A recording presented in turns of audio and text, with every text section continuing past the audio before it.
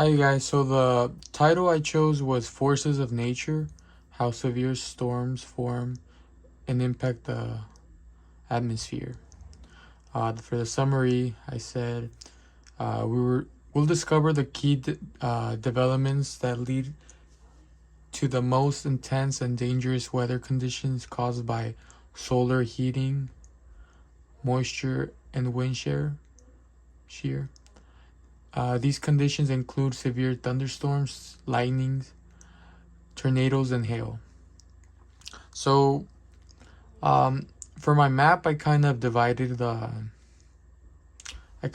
a section for the thunderstorms right here, another one for the tornadoes, hail right here, and lightning in the lefts.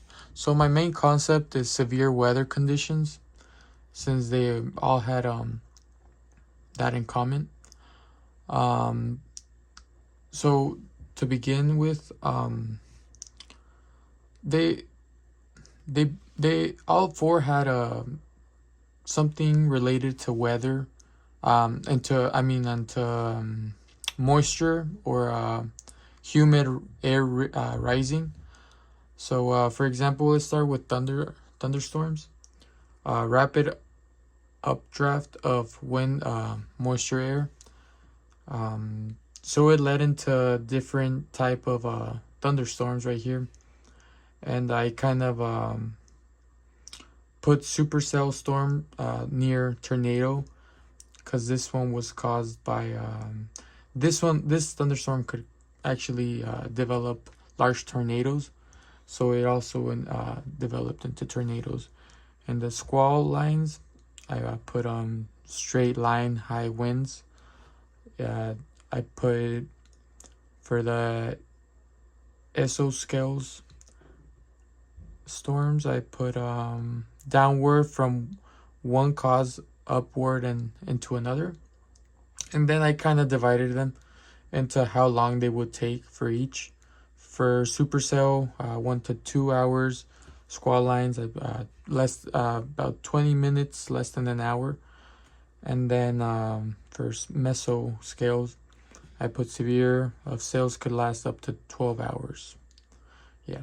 So from there, we could jump into the tornadoes, where there's a column of wind with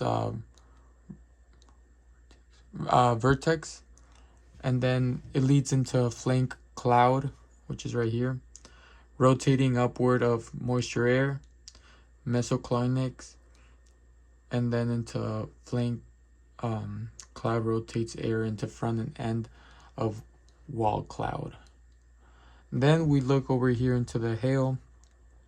Uh, Humid air rises, moisture freezes, super cold water up in the clouds, and then hail chunks cycle up and down and updraft and downdraft. So when the hail is heavy enough that the cloud can't take it anymore, that's when the hail falls. And then lastly, for lightning, moisture is rising, air freezing into ice crystal and sinks. Collisions transfers electrons.